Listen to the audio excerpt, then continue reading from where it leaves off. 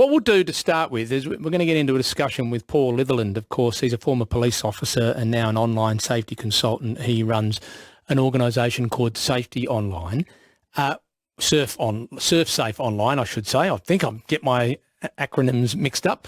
But first, Marie has been listening to some of the discussion earlier around this, and that's the fact that the eSafety Commissioner, Julie Inman-Grant, addressed the National Press Club. And one of her concerns is that the new laws that are going to come into place around identity and age for people accessing social media sites, it was going to carve out YouTube. They were not going to be included in it. Marie, what do you think of it all? Yeah, look, I'm quite happy to hear that YouTube's going to be included in this as well. As I was saying off air, I have some concerns around YouTube. When we start talking about content, I think we need to broaden the way we discuss content. So it's not just the actual harmful content, it's the fact that our kids are getting fed 15-second reels, reel after reel after reel, and that's damaging their capacity for attention span, all of those sorts of things, which is then having a flow-on effect for critical thought and sustained critical thought, and that's putting our kids at higher risk of danger online in itself. I'm a teacher, head of year, parent of a preteen, and I think it's a great inclusion to have YouTube in there as well. For those reasons, and it just broadens up the conversation with parents as well, that these things are not to be unsupervised apps for our kids to be using. They're just not developmentally ready. I work in middle school, and you know, the number of things that our kids are dealing with and that their attention span and critical thought is being damaged is just so scary. Is it something that we think enough about? Like, often when we talk about this, it's because of the danger that's coming to them via way of predators or whatever material is being fed to them. What you think this is just as important, because it's pretty hard to turn that around, isn't it? It is, and I also think that it's damaging their capacity to be alert to predatory behaviour because they don't have that sustained critical thought. Like they can't, they're just being fed these tiny blasts of information all the time, and their brains are on high alert, and they really struggle to differentiate you know, what is fact and what is fiction, and what is harmful and what is not.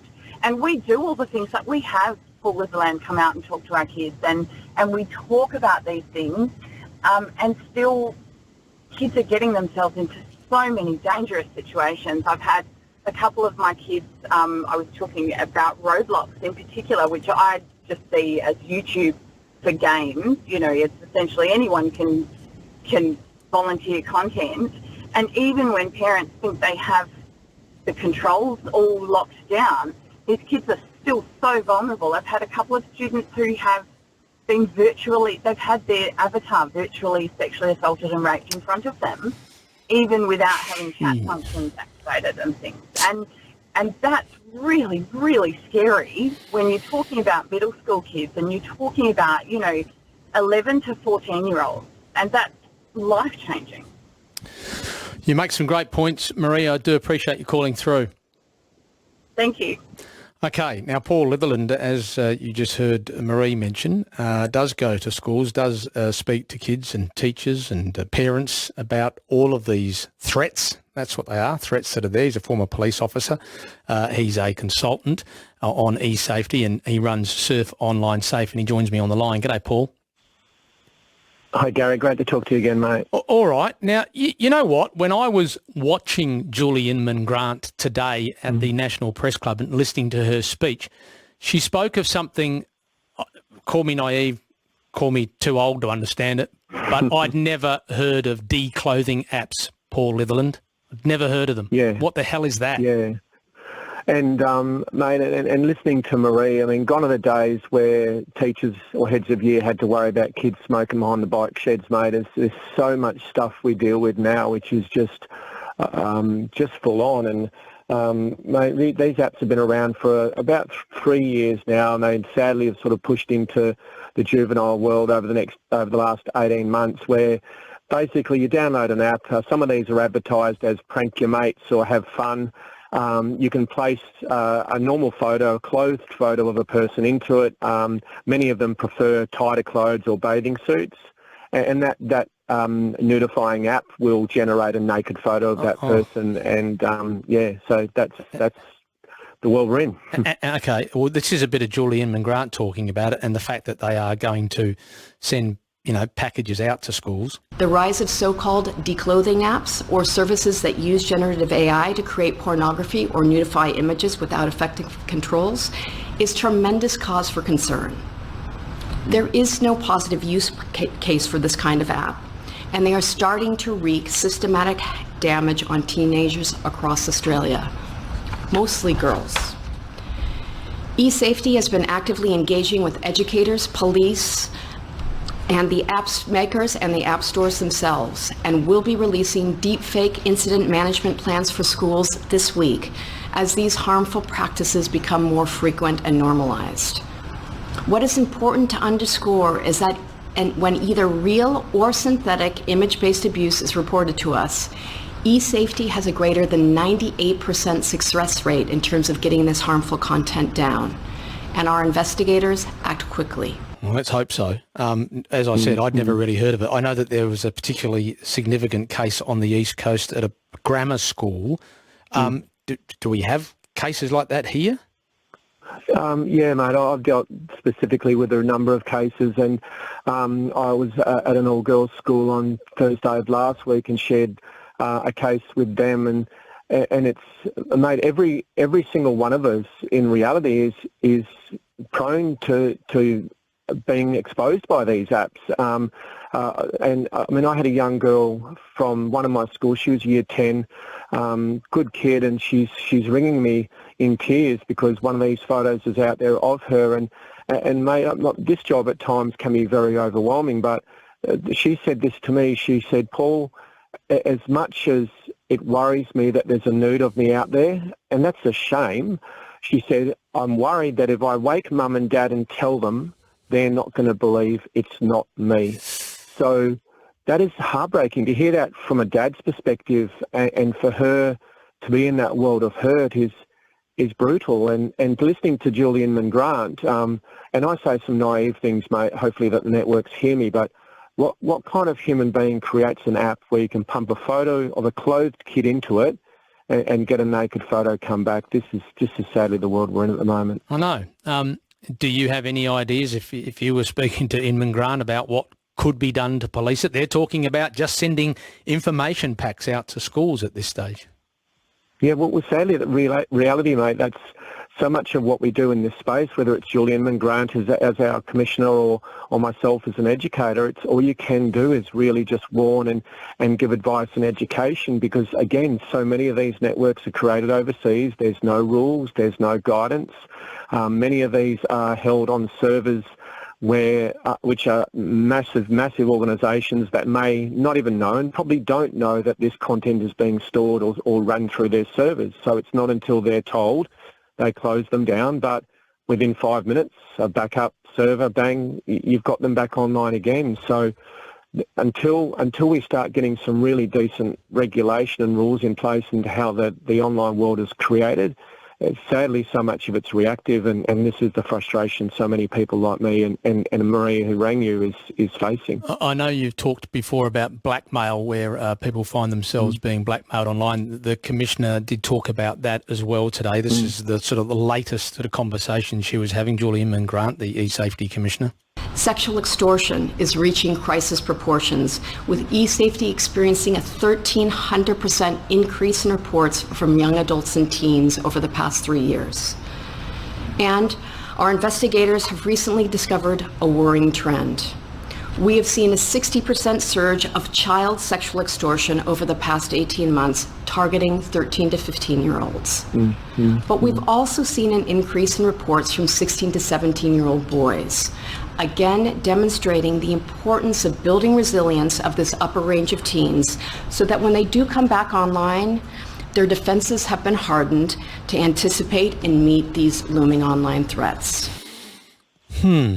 Crisis, Yeah, she it's said. pretty brutal, isn't it? Yeah, and it's, I mean, mate, over the last 5 or 6 years in particular, myself and many educators across Australia, we've lowered the percentage of the number of teenagers sending nudes or intimate images to partners. That's a positive, because a lot of those images were getting out and distributed across social networks or the internet, and many of these scammers and individuals were using those images, real images, Gary, to extort the victims.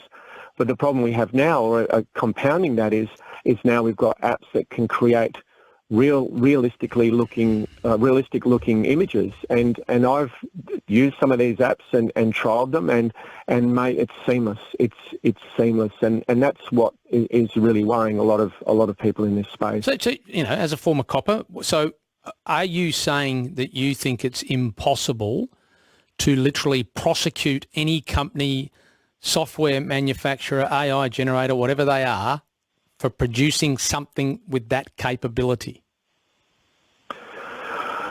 Well, it's not impossible, but I'd say it's improbable and highly unlikely, again, because we're working with international governments. I mean, even when I was working at Tech Crime, Gary, I mean, if we wanted information about a particular person that we believed was grooming someone online, we'd send what's called an RFI, a request for intelligence, to the US companies and say, look, can you give us data or information? In reality, they didn't have to oblige by that because that was an Australian warrant.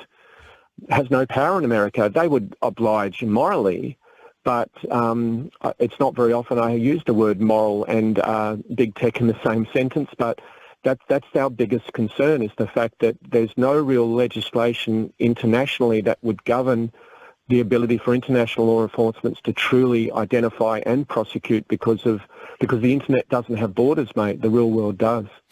Okay, but as Aaron says on the text line to us, he questions how your Googles or your Apples or whoever it is, in terms of that app store, allowing that type of app to be part of a product within that store, can actually, how can they get away with that? Well, again, a lot of the time, many of these apps that are uploaded to these environments are checked not by human beings. They're checked by bots or software or machine learning. So a lot of these things can slip through. Again, if they're not blatantly obvious, some of the ones that I'm dealing with it's hard to pick them in regards to the way they're displayed. The language they use as well in the apps can trick up this AI. It's not until someone actually reports it to Google or to Apple that they go, oh, we better remove that. So, and again, coming back to what Marie said in regards to YouTube, it's so much of what we deal with, or I deal with, is content. It's just the volume of it, mate. It's just so much out there that it's almost impossible to really police. And sadly, the networks, I don't believe, are doing enough to do that. No, well, they're not. Obviously, Paul Litherland is a former police officer. He operates Surf Online Safe, and he's a consultant as an educator in terms of e-safety. Can I ask you whether you agree with the e-safety commissioner, who says that YouTube should not be exempted from this under 16 new laws that are going to be brought in relation to TikTok and Instagram and X, for example, but YouTube seems to have been carved out? What do you think?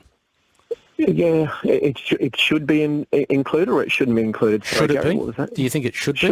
Yes. I mean, in my opinion, anywhere where teens or young people are interacting with others online, that they're socially networking, then I do believe it should be included. But again, what I sort of am concerned about is banning. I don't believe banning works per se. My argument, and 50% of me agrees with that. Of course I do. I'm a dad, but so much of my argument is, rather than kicking kids off these networks, why don't we get these networks to start protecting the kids that are on there? And that's been my argument for 15 years, mate, doing this education stuff, and it's just brutal. And if this ban can stop 30% of kids being exposed to harm, I'll be all for it. And I'd applaud that, but we've still got to push to these networks to start being more responsible, because if we say the word ban, then they'll think, oh, good, they're not on there, we don't have to protect, and that's holistically wrong. Paul Litherland, always a pleasure talking to you. Thanks very much for your insight. Likewise, mate. Take care to you and all your listeners, mate. Paul Litherland there. He does his absolute darndest to keep kids safe by going around and talking about the threats and what you can do and what schools can do to prevent kids becoming victims of this sort of stuff. But gee whiz, when there's grown-ups that are inventing apps like we discussed just then, and there's grown-ups worth billions of dollars that are not, no matter what they say, doing the right thing by restrictions around some of those social media sites, it's a pretty tough battle, isn't it?